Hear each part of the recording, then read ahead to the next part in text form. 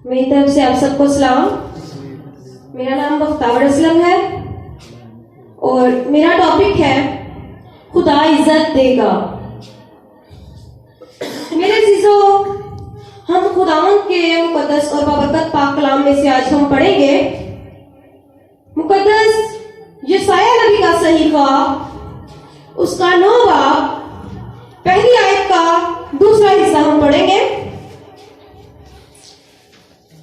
उसने कदीम जमाना में ज़बूलून और नफ्ताली के इलाकों को जलील किया, पर आखिरी जमाना में कौमों के गलील में दरिया की सिमत यरदन के पार बुजुर्गी देगा। खुदा का पाक कलाम पढ़ा, सुना और समझा जाना हम सबों के लिए बाइस से बरकत हो। खुदा उनका शुक्र हो। मेरे अजीजों, हम खुदा के कलाम में सीखते हैं यशायाह नबी का सहीफा। इसका जो मुसन्निफ है ये यशायाह नबी है।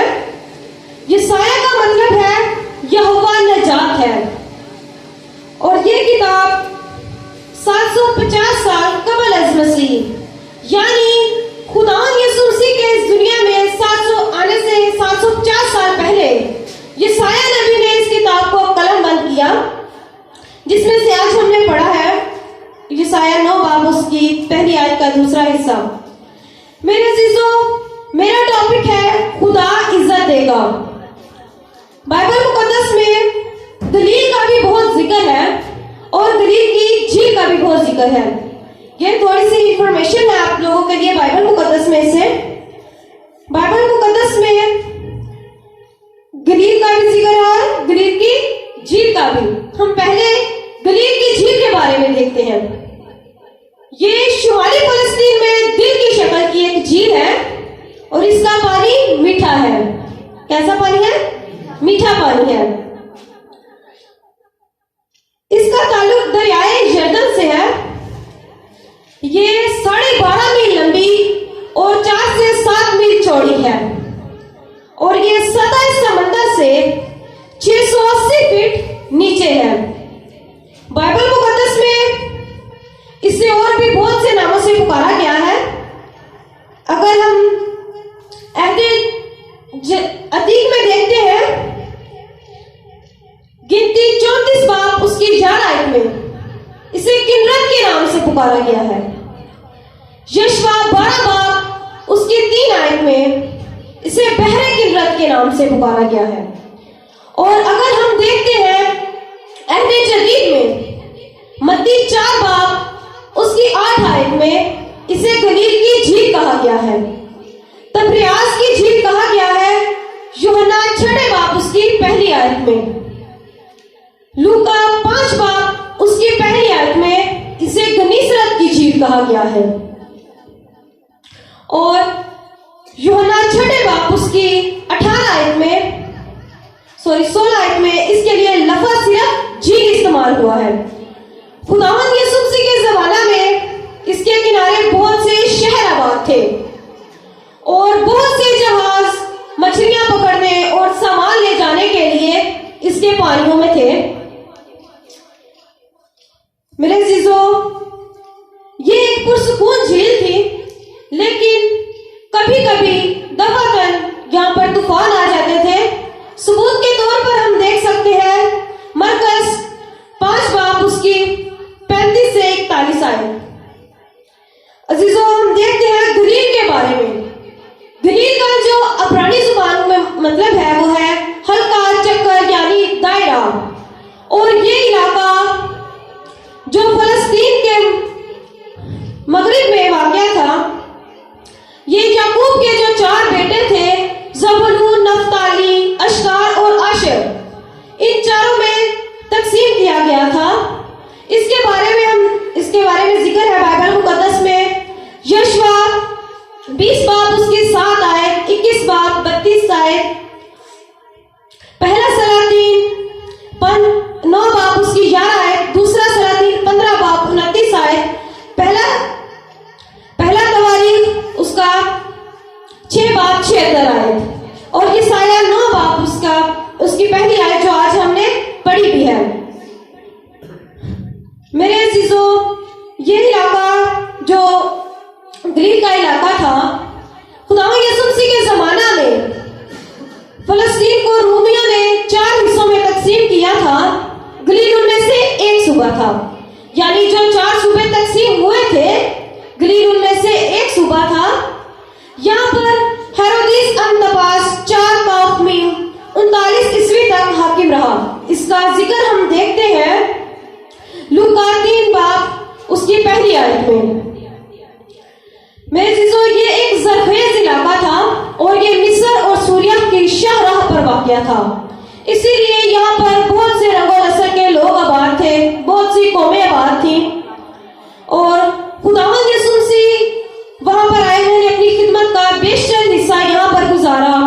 इसीलिए उन्हें गलीली भी कहा गया है, मत्ती 26 बाब उसकी 69 आयत में। और ये इलाका जो गलील का इलाका था, इसे यरूशलेम के जो कट्टर यहूदी थे वो बड़ी हिकारत की निगाह से देखते थे। उनकी निगाह में गलील की कोई वैल्यू, कोई हैसियत, कोई कदर नहीं थी। लेकिन खुदावंद यीशु मसीह वहां पर आए, उन्होंने अपने शागिर्द चुने और ऐन मुमकिन है कि हम 2 बाब उसकी 7 आयत में, जहां शागिर्दों को गलीली कहा गया है, उन्हें भी हकारत की निगाह से कहा गया होगा, क्योंकि जो यहूदी थे वो गलील को बड़ी हकारत की निगाह से देखते थे। उनकी नजर में गलील की कोई वैल्यू, कोई हैसियत, कोई कदर नहीं थी। वो गलील को बड़ी बुरी निगाह से देखते थे। लेकिन मेरे अजीजों, जैसा कि मेरा टॉपिक है खुदा इज्जत देगा, तो ये इलाका जो गलील का इलाका था, जिसे यहूदी बड़ी हकारत की निगाह से देखते थे, खुदावंद यीशु मसीह वहां पर आए। खुदावंद यीशु मसीह ने वहां से अपने शागिर्द चुने और उन्हें रिसालत का लक़ब दिया। तो मेरे अजीजों, ये इलाका जो हकारती इलाका था, खुदावंद यीशु मसीह के वहां आने से गलील को इज्जत मिली। जैसा कि हमने बाइबल में आज पढ़ा भी है, लिखा है आखिरी जमाना में कौमों के गलील में दरिया की सिमत यरदन के पार खुदा क्या करेगा? बुजुर्गी देगा। तो खुदावंद यीशु मसीह वहां पर आए, तो खुदावंद यीशु मसीह के वहां पर आने से गलील को इज्जत मिली, गलील को रिस्पेक्ट मिली। तो आज हम जो यहाँ पर बैठे हुए हैं सब लोग, कौन है जो चाहता है कि मेरी इज्जत ना हो? हर कोई चाहता है कि मुझे इज्जत मिले। तो मेरे अजीजों, अगर हम मकाशफा 3 बाब उसकी 20 आयत पर अमल करते हैं और अपने दिलों को खुदावंद के लिए खोलते हैं, तो खुदावंद यीशु मसीह हमारे दिलों में आएगा और हमें भी इज्जत मिलेगी। हमें इज्जत कब मिलेगी? जब हम खुदावंद यीशु मसीह को अपने दिलों में आने की इजाजत देंगे, उसके लिए अपने दिलों को खोलेंगे। वो आज भी हमारे दिलों के दरवाजों पर खड़ा खटखटाता है और कहता है कि ऐ मेरी बेटी, ऐ मेरे बेटे, मेरे लिए दरवाजा खोल। तो अगर हम खुदावंद के लिए अपने दिलों के दरवाजों को खोलते हैं, तो जिस तरह गलील को इज्जत मिली, हमें भी इज्जत मिलेगी। खुदावंद हमसे प्यार करता है और वो हमें इज्जत देना चाहता है। तो मेरे अजीजों, अपने दिलों को खोले, खुदावंद के लिए खोले, क्योंकि जब वो हमारे दिलों में आ जाएगा, हमारे पास बैठेगा, तो वो हमें इज्जत देगा। तो मेरे अजीजों, अगर एक इंसान है, मैं आपके सामने एक मिसाल पेश कर, एक इंसान है, उसकी जिंदगी ऐसे बुरे कामों में गुजर जाती है, लोग कोई उसकी इज्जत नहीं करता, लेकिन जब उसकी जिंदगी में खुदावंद यीशु मसीह आता है, वो खुदावंद पर ईमान लाता है, तो ऑटोमेटिकली लोग उसकी रिस्पेक्ट करना स्टार्ट कर देते हैं। एक इंसान जो गुनाह में जिंदगी बसर कर रहा होता है, तो जब उसके हाथ में कलाम आता है, उसके हाथ में बाइबल आती है, उसकी जिंदगी में खुदावंद यीशु मसीह आ जाता है, तो लोग उसकी इज्जत करना शुरू कर देते हैं। बस सब ये सच है ना कि जब आप खादम नहीं थे, आपकी जिंदगी में खुदा नहीं था, तो क्या लोग आपकी रिस्पेक्ट करते थे इस तरह जैसा आज करते हैं? आज खुदावंद यीशु मसीह जैसे हमारे खादम पास्टर हैं, उनकी रिस्पेक्ट करते हैं हम लोग, क्योंकि उनकी जिंदगियों में खुदावंद यीशु मसीह है।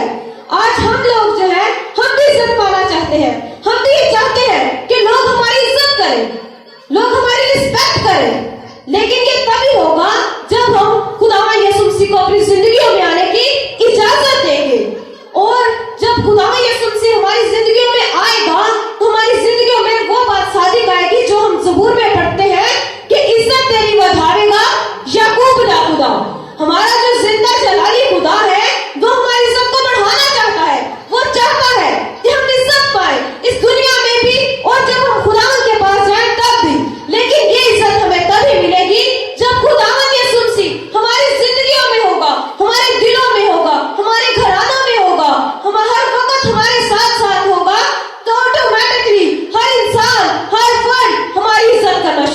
जाएगा। मेरे अजीजों, वो गलील का इलाका जो बहुत बुरी निगाह से देखा जाता था, जो बहुत बुरा इलाका था, वो इलाका जिसकी कोई हैसियत नहीं थी, खुदा में यीशु मसीह वहां पर आए तो उसे इज्जत मिली। तो हम जो है, हम तो उसकी चुनी हुई कौम है, हमें वो बहुत प्यार करता है मेरे अजीजों, तो हमें वो इज्जत देना चाहता है। लेकिन वो हमारा मुंतजिर है कि मेरे बेटियां बेटे मेरे लिए अपने दिल के दरवाजों को खोले। तो मेरे अजीजों, हमें अपने दिलों के दरवाजों को खोलना चाहिए ताकि खुदावंद यीशु मसीह जो हमारा जिंदा खुदा है हमारे दिलों में आए, ताकि हम इज्जत पाए, हम रिस्पेक्ट पाए। ये हमारा जिंदा और जलाली खुदा है, वो हमें इज्जत देना चाहता है। तो मेरे अजीजों, आज का कलाम हम सबों के लिए यही है कि हम अपने दिलों को खोलें, अपने घरों के दरवाजों को खोलें, खुदा यीशु मसीह को अपने दिलों में आने की इजाजत दे, ताकि वो जिंदा खुदा हमारे घरों में, हमारे दिलों में आए और हम इज्जत पाए। खुदावंद आज के कलाम के सिला से आप सबको बरकत दे, आमीन। जोरदार तालियां